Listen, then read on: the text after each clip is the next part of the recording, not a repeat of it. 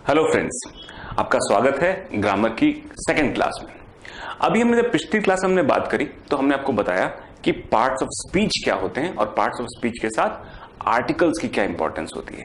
A and the, तो हमने बताया था आपको ए एंड द आर्टिकल एक पार्ट हो गया और पार्ट ऑफ स्पीच में 8 चीजें आती हैं। तो ऐसा करते हैं, छोटा सा रिवीजन कर लेते हैं। हमने एक फॉर्मूला भी बताया था आपको। फॉर्मूला बड़ा सिंपल सा था।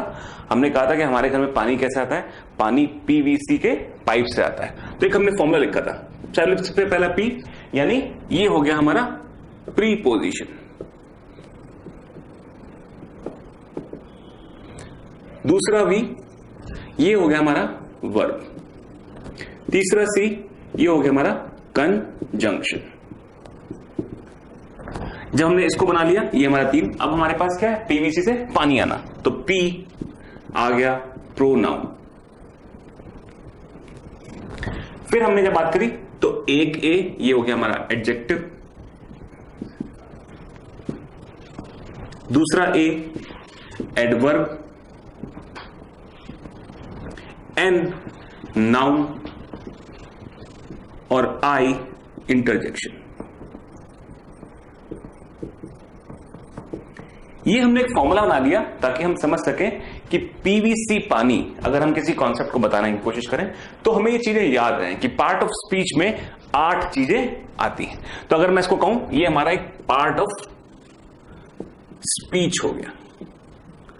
अब पार्ट ऑफ स्पीच जब हम बोलते हैं तो हमें पता है कि जितनी भी प्रकार की चीजें हमें मिलती हैं, उन चीजों को हम जो इंग्लिश में हम इस्तेमाल करते हैं सेंटेंस बनाने के लिए, उनको हम प्राइमरीली इन 8 भागों में +1 एक और यानी आर्टिकल्स के रूप में बांट सकते हैं। जितने भी हमारे पास सेंटेंस बनते हैं, सेंटेंस में जितने भी हमारे वर्ड्स लगते हैं, वो या तो इस पार्ट में या इस पार्ट में आ ही जाते हैं। आर्टिकल्स में क्या आता है, ए, एन और द, ये 3 चीजें हैं जो कि आर्टिकल के रूप में आती हैं। तो जब हमने इसके बारे में बात कर ली, अब हमारा काम है कि हम इसको थोड़ा डिटेल में पढ़ें। डिटेल में पढ़ने के लिए अभी हम इसकी शुरुआत प्रीपोजिशन से नहीं करेंगे, हम डिटेल में शुरुआत इसकी नाउन से करेंगे। तो ऐसा करते हैं, हम थोड़ा समझने की कोशिश करते हैं कि नाउन क्या होता है, कैसे होता है और इसके क्या एप्लीकेशन हो सकते हैं इंग्लिश लैंग्वेज में समझने के लिए।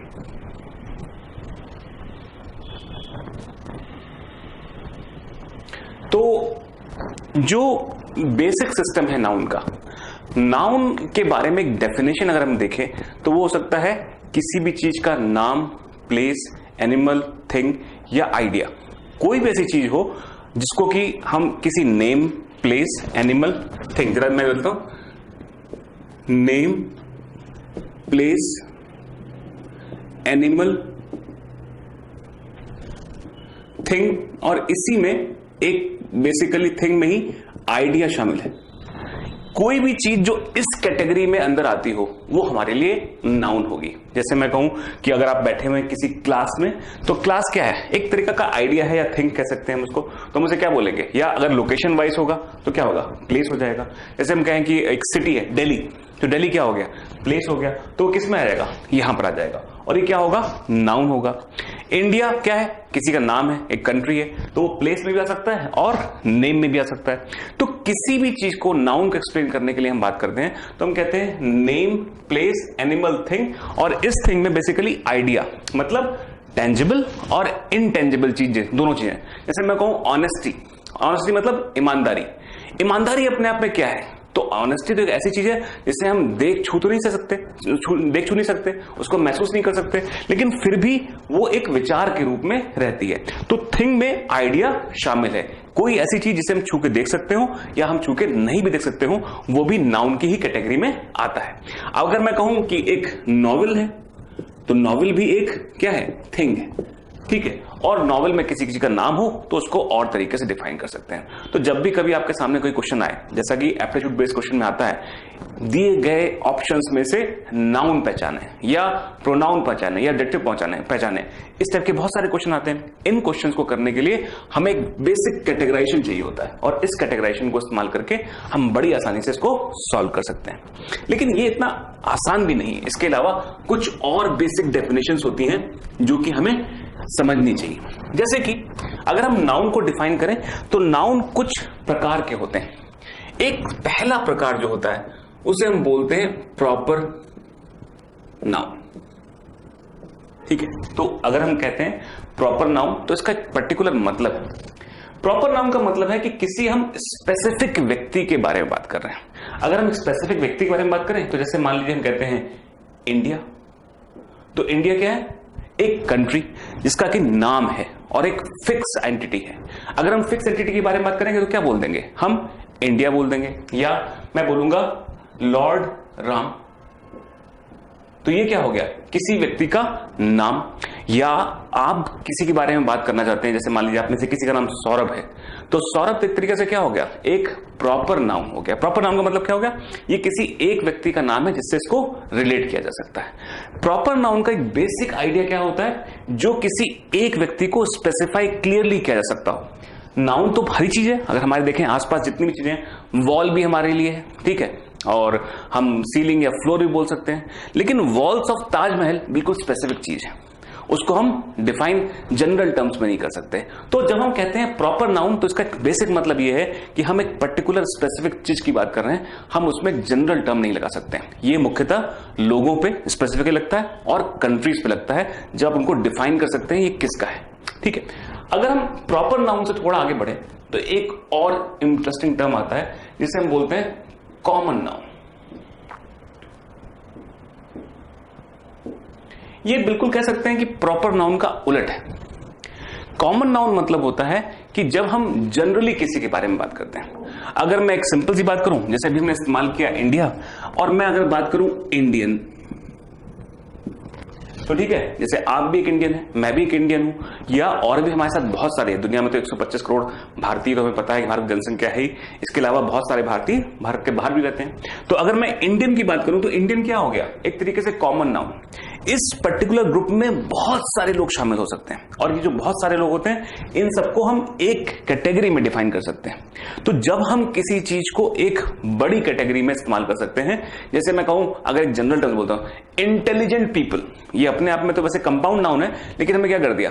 एक ग्रुप है जिसमें बहुत सारे लोग इंटेलिजेंट हो सकते हैं। तो इसको डिफाइन करने के लिए जब हम कहते हैं कि हम एक पर्टिकुलर आइडिया को इस्तेमाल करते हैं जिसमें किसी एक व्यक्ति की भी वही इंपॉर्टेंस है जो पूरे ग्रुप की है, तो हम डिफाइन करने के लिए कॉमन नाउन का इस्तेमाल करते हैं। अगर हम कॉमन नाउन के बाद थोड़ा सा और आगे बढ़े तो इसको हम पढ़ते हैं कंपाउंड नाउन।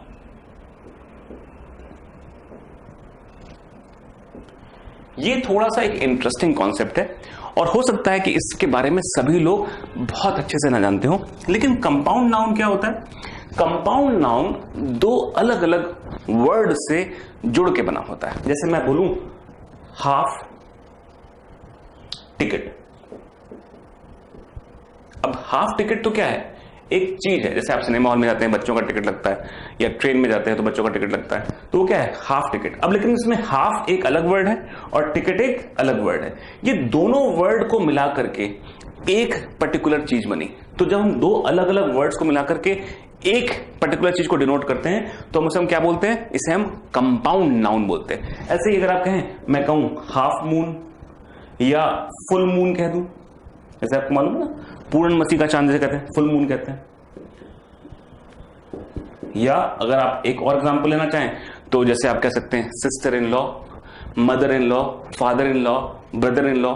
ये क्या है? अलग अलग वर्ड्स को जोड़ के बने हुए। जैसे मैं कहूंगा सिस्टर इन लॉ, अगर मैं एक वर्ड लेता हूं सिस्टर इन लॉ, तो ये एक एक्सप्रेशन है, लेकिन इसमें कई सारे वर्ड लगे हुए हैं। जब किसी भी वर्ड को, एक पर्टिकुलर वर्ड को एक्सप्लेन करने के लिए कई सारे वर्ड लगते हैं तो हम क्या बोलते हैं? Compound noun. ये बेसिकली अगर देखा जाए तो नाउन के एक्सप्लेनेशन का पहला स्टेप है, जिसमें हम प्रॉपर नाउन, कॉमन नाउन और कंपाउंड नाउन का इस्तेमाल करते हैं। लेकिन नाउन के बारे में अगर हम डिफाइन करें तो नाउन कुछ और रूप भी ले सकते हैं जिनको कि समझना बहुत जरूरी है। अगर हम इसको डिफाइन करें तो आपको तो पता ही होगा कि चीजें कैसी हो सकती हैं। चीजें सिंगुलर हो सकती हैं और प्लूरल हो सकती हैं। जैसे मैं कहूं कि देयर इज अ फ्रेंड, एक फ्रेंड, और देयर आर फ्रेंड्स। तो आपने क्या कर दिया?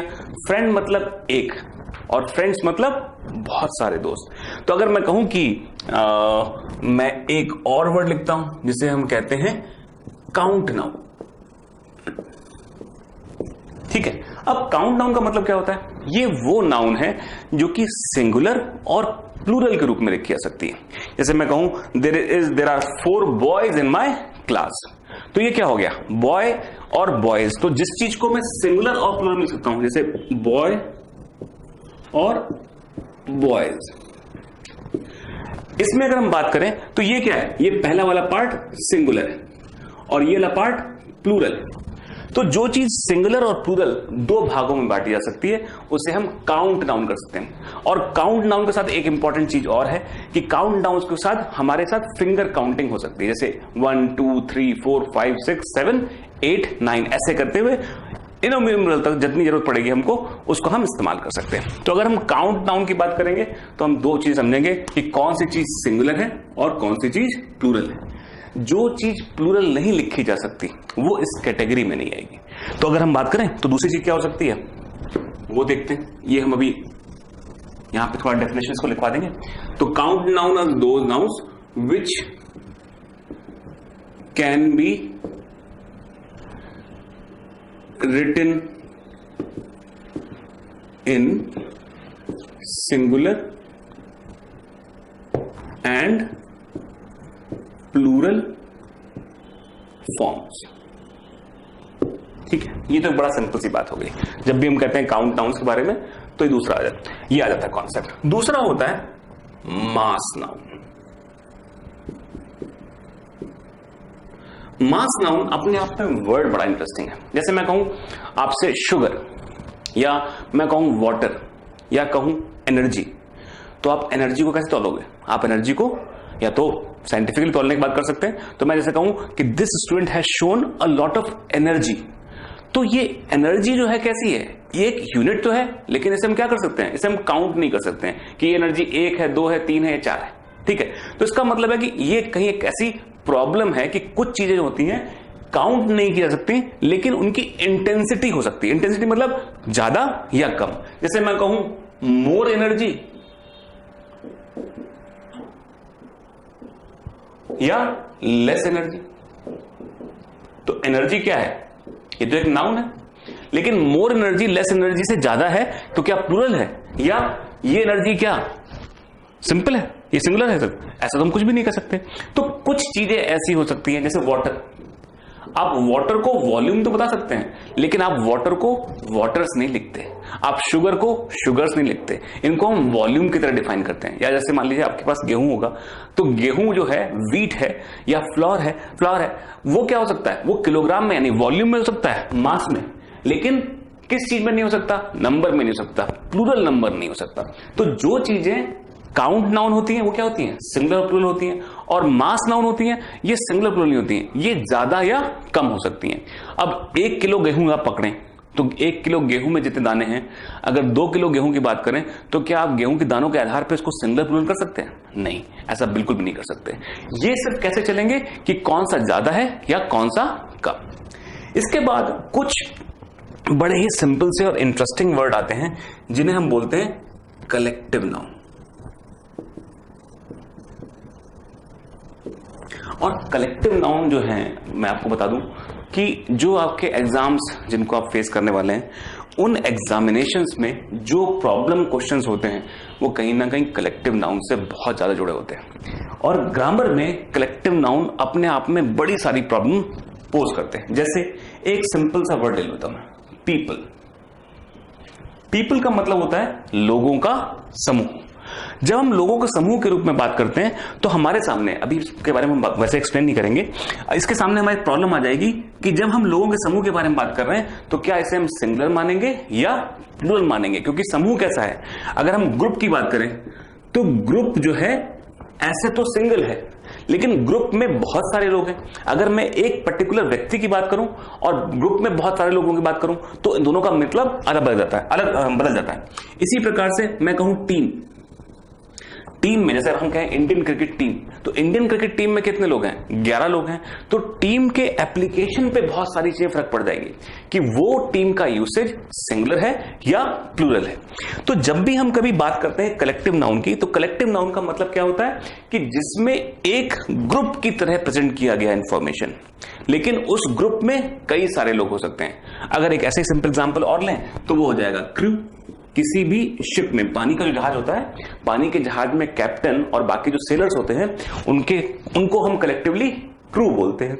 तो क्या हो गया, एक बेसिकली एक कलेक्टिव नाउन हो गया। तो कलेक्टिव नाउन क्या है कि एक कह सकते हैं कि एक बड़ा सा सेट जिसमें बहुत सारी चीजें छोटी छोटी शामिल है।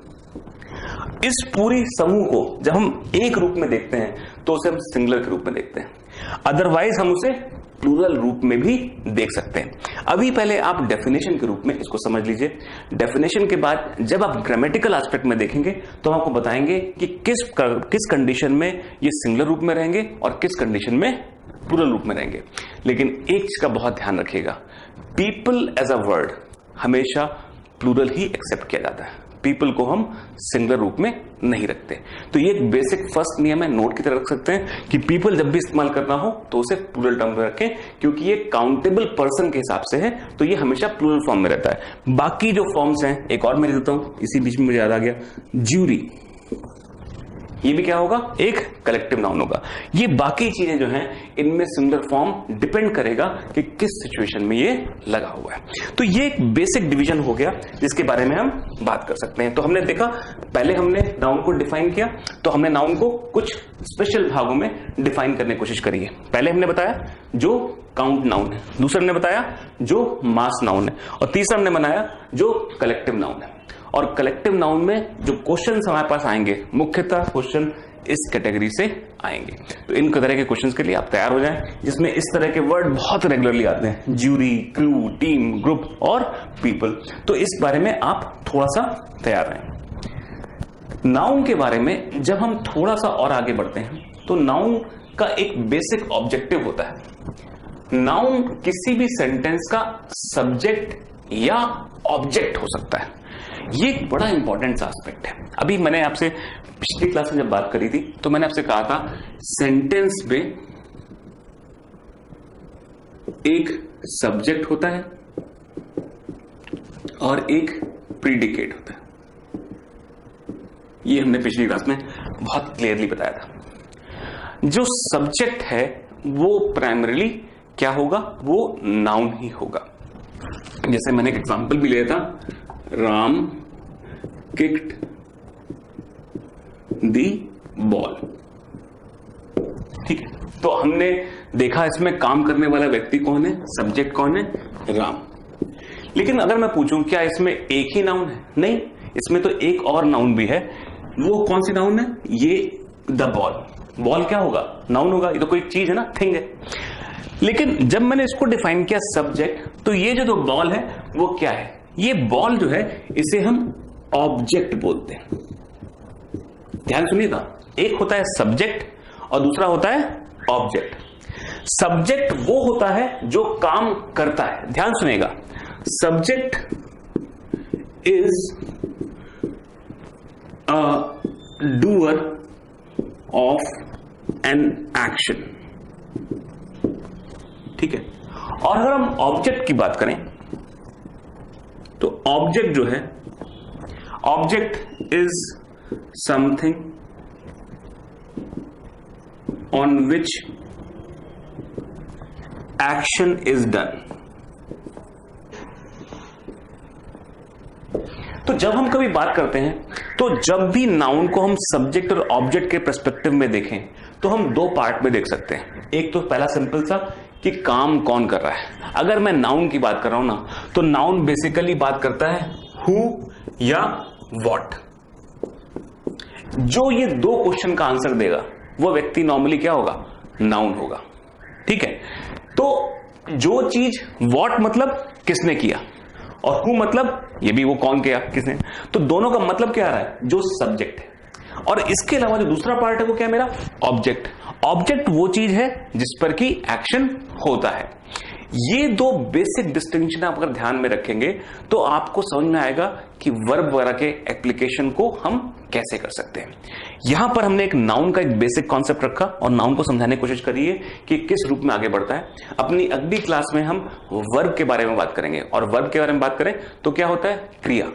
क्रिया मतलब कोई एक्शन। तो जब हम नाउन को हमने रखा हुआ है, नाउन क्या काम करता है अगर इसकी बात करें तो वो क्रिया यानी कि वर्ब के बारे में बात करेगा। तो इस क्लास में जिसमें नाउन के बारे में आपको बेसिक जानकारी देनी थी, ये यहां तक काफी है। इसके बाद हम आपको वर्ब के बारे में बात करेंगे। आपका इस क्लास में आने के लिए बहुत बहुत धन्यवाद।